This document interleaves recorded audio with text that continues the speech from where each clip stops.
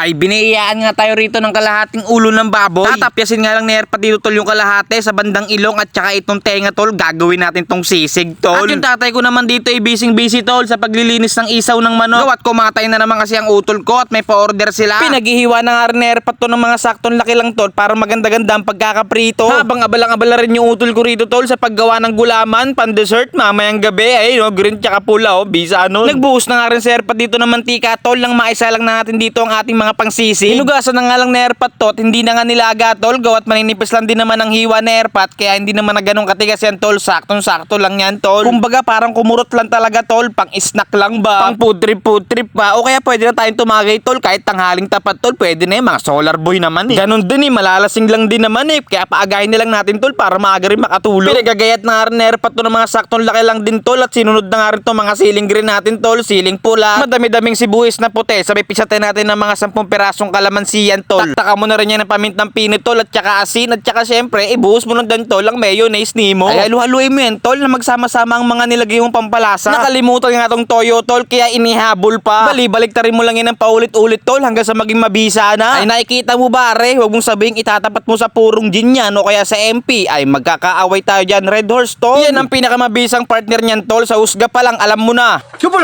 Alam mo na yung dadalhing pambara tol at saka yung panulak niyan. Ikaw na bahala ha. O ano, ganapan mo na dyan.